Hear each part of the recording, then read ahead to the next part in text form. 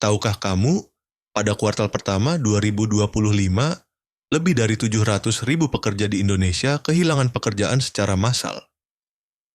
Bayangkan, ratusan ribu orang tiba-tiba harus menghadapi kenyataan pahit tanpa ada persiapan. Apakah kamu siap jika nama kamu termasuk di antara mereka? PHK massal ini bukan hanya soal angka. Ini tentang kehidupan nyata, tentang keluarga yang harus berjuang tanpa penghasilan, tentang mimpi yang harus tertunda, dan tentang masa depan yang penuh ketidakpastian.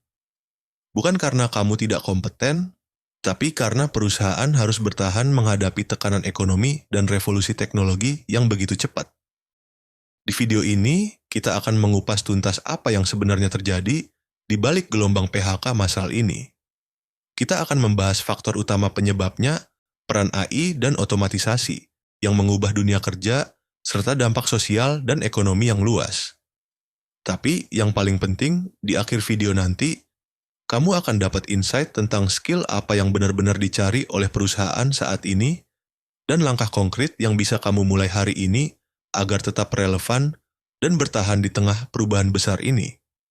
Jadi, pastikan kamu tonton sampai habis, karena informasi ini bisa jadi kunci untuk mengamankan masa depan kamu di dunia kerja yang semakin dinamis. 1. Apa penyebab utama PHK massal di Indonesia tahun 2025? Setelah kita lihat kenyataan pahit di awal video, terkait ratusan ribu pekerja yang harus kehilangan pekerjaan dalam waktu singkat, kamu mungkin bertanya, sebenarnya kenapa semua ini bisa terjadi? Kenapa begitu banyak orang tiba-tiba di PHK, bahkan pekerja di perusahaan besar yang memiliki pengalaman bertahun-tahun juga ikut terdampak? Pertanyaan itu penting banget, karena sebelum kita bisa melindungi diri dari gelombang ini, kita harus tahu dulu dari mana datangnya badai ini. Pertama-tama, mari kita bicara soal kondisi ekonomi global. Selama beberapa tahun terakhir, dunia belum benar-benar pulih dari efek pandemi. Inflasi tinggi, harga barang kebutuhan melonjak, dan suku bunga terus naik. Perusahaan-perusahaan di Indonesia, terutama yang bergerak di ekspor atau impor, ikut terkena dampaknya. Margin keuntungan mereka tertekan, dan salah satu cara tercepat untuk mengurangi biaya adalah dengan memangkas tenaga kerja. Tapi itu baru satu sisi cerita. Yang sering orang nggak sadar adalah, teknologi juga punya peran besar dalam semua ini. Kita hidup di era di mana pekerjaan manusia mulai bisa digantikan oleh mesin, aplikasi, bahkan kecerdasan buatan. Banyak perusahaan dulunya butuh 10 orang untuk mengurus laporan keuangan, sekarang cukup 3 orang plus software akuntansi otomatis. Admin, customer service, input data, hingga analis. Mereka semua semakin banyak yang tergusur karena perusahaan ingin lebih cepat dan efisien. Dan ini bukan sekadar perubahan teknologi, tapi juga soal perubahan pola pikir perusahaan. Mereka sekarang mikir gini, kalau bisa jalan dengan tim lebih kecil tapi tetap efisien, ngapain pakai banyak orang? Hal ini terjadi di semua level. Bahkan, startup teknologi yang dulunya terkenal royal soal karyawan, sekarang juga ikut memangkas tim besar-besaran karena investor menuntut profit, bukan pertumbuhan semata. Kita juga nggak bisa menutup mata soal perubahan perilaku konsumen. Sekarang semuanya serba digital. Belanja lewat e-commerce, bayar lewat aplikasi, nonton film di HP, dan kerja dari rumah. Artinya, bisnis-bisnis yang terlalu tergantung pada sistem lama mulai kehilangan relevansinya. Mall makin sepi, toko-toko tutup, dan perusahaan yang tidak cepat beradaptasi menjadi kalah saing. Dan saat bisnis menurun, pada akhirnya yang dikorbankan lebih dulu adalah karyawan.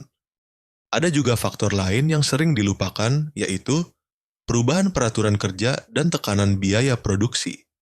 Misalnya, kebijakan upah minimum yang naik tapi nggak dibarengi produktivitas yang meningkat.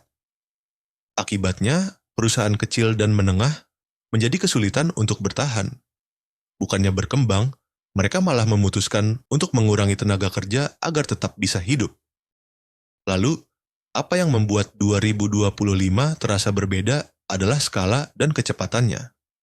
Dulu, PHK massal terjadi secara bertahap, namun sekarang menjadi terasa seperti efek domino.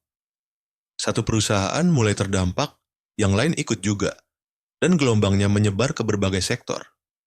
Dari manufaktur, retail, teknologi, sampai pendidikan. Bahkan banyak tenaga profesional yang sebelumnya merasa aman di bidangnya, sekarang mulai khawatir.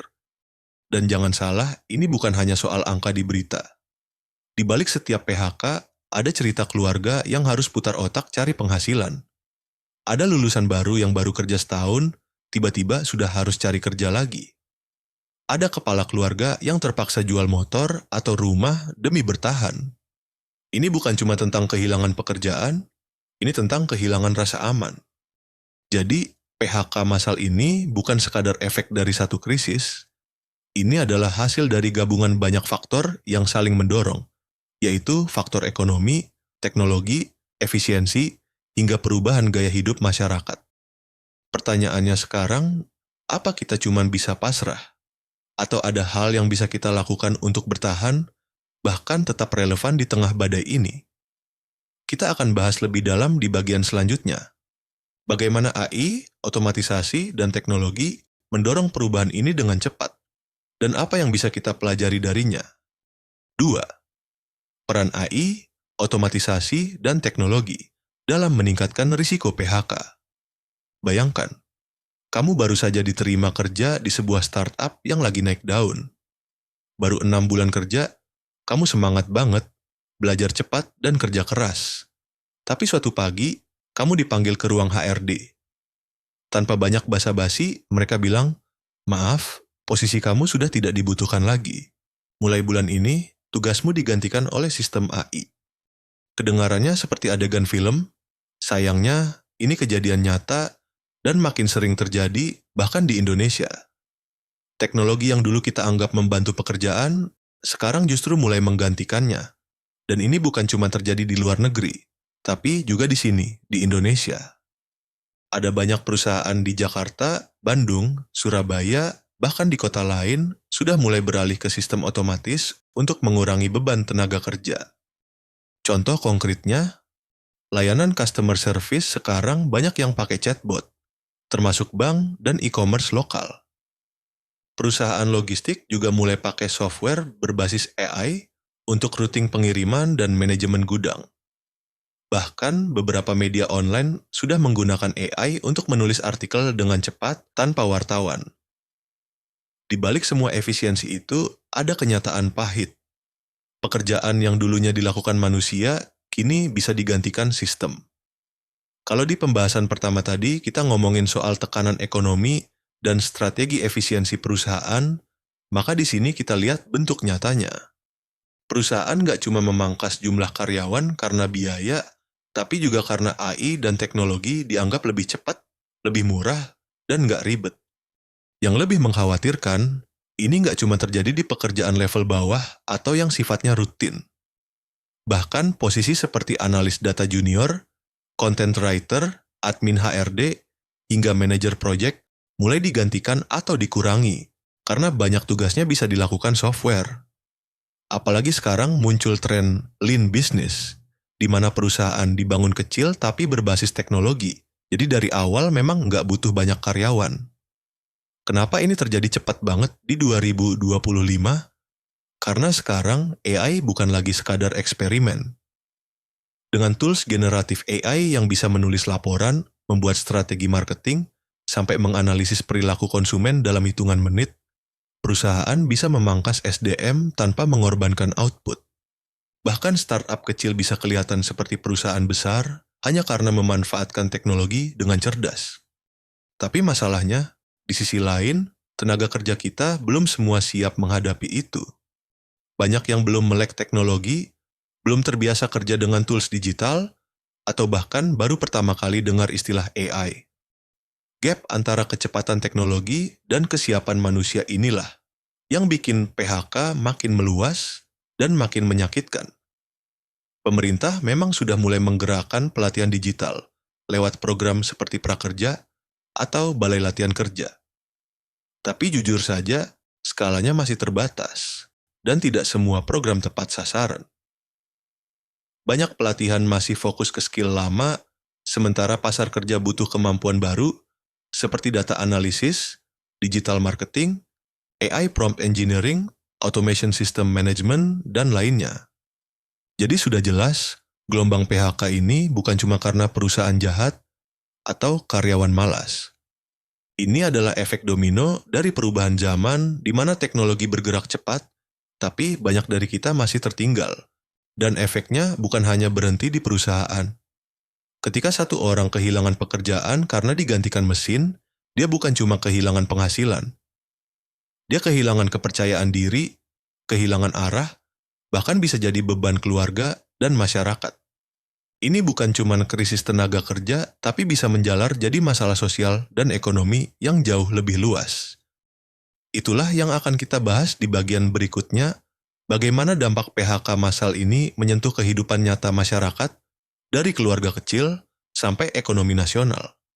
Karena yang terimbas bukan hanya mereka yang kehilangan pekerjaan, tapi juga orang-orang di sekitarnya. 3. Dampak PHK massal terhadap kehidupan nyata masyarakat. Bayangkan satu keluarga kecil di pinggiran kota. Ayahnya baru saja di PHK dari pabrik tempat ia bekerja selama hampir 10 tahun. Setiap pagi, ruang makan mereka terasa lebih sunyi dari biasanya. Bukan hanya karena kehilangan penghasilan, tapi karena beban pikiran yang tak lagi bisa disembunyikan.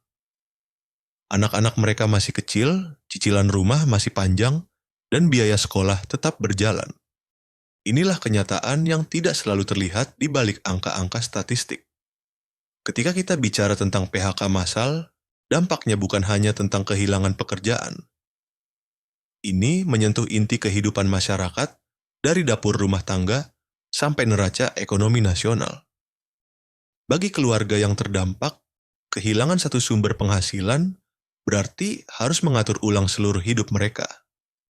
Cicilan motor ditunda, rencana les anak dibatalkan, bahkan kebutuhan sehari-hari harus ditekan seminim mungkin.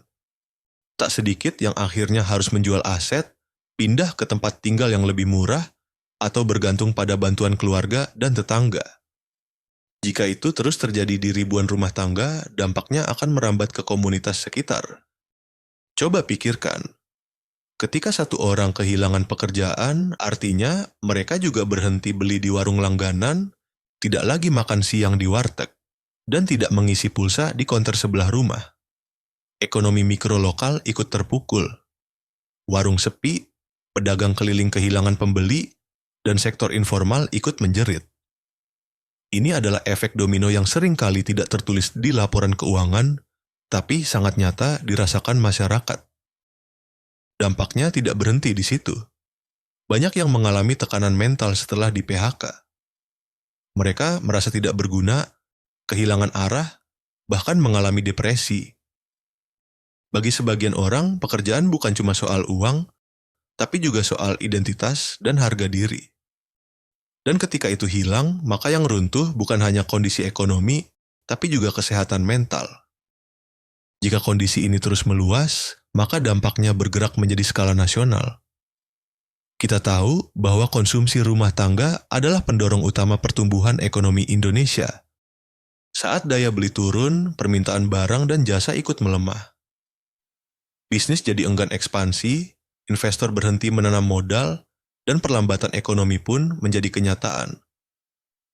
Kita semua akhirnya terdampak, meskipun tidak semua orang kehilangan pekerjaan secara langsung. PHK massal juga menciptakan ketakutan yang disebut generasi terjepit. Mereka yang baru lulus kuliah sulit cari kerja. Mereka yang sudah berpengalaman justru terdepak. Dan mereka yang sedang meniti karir tiba-tiba harus mulai dari nol. Ini menciptakan ketimpangan baru dalam struktur sosial dan memperlebar jurang ekonomi. Jadi, ini bukan hanya soal kehilangan gaji, ini tentang hilangnya rasa aman, rasa percaya diri, dan bahkan rasa percaya pada masa depan. Kalau dibiarkan, situasi ini bisa menjadi krisis sosial yang jauh lebih besar dari sekadar angka PHK. Pertanyaannya sekarang, apakah kita hanya menunggu sampai semua ini memburuk, atau justru mulai mencari cara untuk bangkit? Di bagian selanjutnya, kita akan bahas langkah konkret yang bisa dilakukan. Apa skill yang paling dibutuhkan dunia kerja saat ini? dan bagaimana kamu bisa tetap relevan, bahkan unggul, di tengah gelombang perubahan yang sangat cepat ini. 4. Skill yang dicari dan langkah nyata untuk tetap relevan. Setelah melihat betapa luas dan dalamnya dampak PHK massal di tahun 2025, sekarang saatnya kita bicara tentang solusi. Karena tidak ada gunanya kita hanya merasa takut atau panik. Kita harus tahu apa yang bisa kita lakukan hari ini agar tetap relevan, tetap bertahan, bahkan bisa tumbuh di tengah gelombang perubahan yang besar ini. Pertama, kita perlu pahami satu hal penting. Cara kita bekerja telah bertransformasi dan tak akan kembali seperti dulu. Perusahaan tidak lagi hanya mencari orang yang bisa bekerja keras, tapi mereka mencari orang yang bisa beradaptasi, belajar cepat, dan berpikir kritis. Orang yang tidak hanya tahu caranya bekerja, tapi juga tahu caranya bertumbuh di tengah ketidakpastian. Sekarang, mari kita bahas skill apa saja yang paling dicari di tengah era disrupsi saat ini. Pertama, data literasi dan data analisis. Kemampuan membaca, memahami, dan mengambil keputusan dari data sudah jadi kebutuhan di hampir semua industri. Bahkan untuk UMKM sekalipun. Kedua, digital marketing dan SEO. Karena semua bisnis sekarang bergerak ke online, kemampuan untuk memasarkan produk secara digital jadi sangat berharga. Ketiga, AI prompting dan automation tools. Kemampuan menggunakan AI tools seperti ChatGPT, Midjourney, Notion AI, dan alat otomasi lainnya bisa jadi nilai tambah yang membuatmu unggul dibanding pelamar lain. Keempat, design thinking dan problem solving. Di tengah dunia yang berubah cepat, orang yang bisa menemukan solusi kreatif selalu dibutuhkan, terutama dalam pengembangan produk dan inovasi bisnis. Kelima, communication dan collaboration in remote work. Banyak perusahaan kini lebih suka kerja hybrid atau full remote.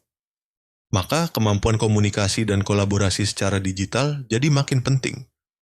Tapi hanya tahu skillnya saja tidaklah cukup. Sekarang pertanyaannya, bagaimana kita bisa mulai membekali diri? Kamu tidak harus langsung kuliah lagi atau ambil kursus mahal. Banyak sumber belajar gratis atau murah yang bisa kamu akses hari ini juga. Mulai dari YouTube, platform seperti Coursera, Skillshare, Revo.U, hingga program pemerintah seperti Prakerja. Mulai dari hal kecil. Luangkan waktu 1 jam sehari untuk belajar. Bikin proyek pribadi, bangun portofolio, dan yang paling penting, jangan menunggu disuruh, tapi mulai dari diri sendiri. Selain itu, bangun jaringan. Ikut komunitas, diskusi online, webinar, atau bahkan sekadar aktif di LinkedIn. Dunia kerja hari ini tidak hanya mengandalkan ijazah, tapi juga siapa yang kamu kenal dan bagaimana kamu dikenal. Dan terakhir, ubah pola pikir. Jangan melihat perubahan sebagai ancaman, tapi sebagai kesempatan untuk menjadi versi terbaik dari dirimu. Jangan tunggu krisis menyentuhmu langsung baru mulai bergerak. Karena mereka yang siap hari ini adalah mereka yang paling kuat menghadapi hari esok. Jadi, meskipun tahun 2025 penuh tantangan, kamu masih punya kendali. Jangan tunggu semua kembali normal. Sekarang saatnya menciptakan normal versi kamu sendiri, lebih adaptif, lebih tangguh, dan lebih siap. Di bagian penutup nanti, kita akan rangkum pelajaran penting dari video ini, dan aku akan kasih kamu satu pertanyaan yang mungkin bisa mengubah cara pandangmu tentang dunia kerja selamanya. Jadi, PHK massal di 2025 ini bukan cuma angka-angka di berita, tapi cerita nyata yang menyentuh kita semua. Banyak orang kehilangan pekerjaan, keluarga harus berjuang, dan anak-anak muda yang baru mulai karir pun kena imbasnya.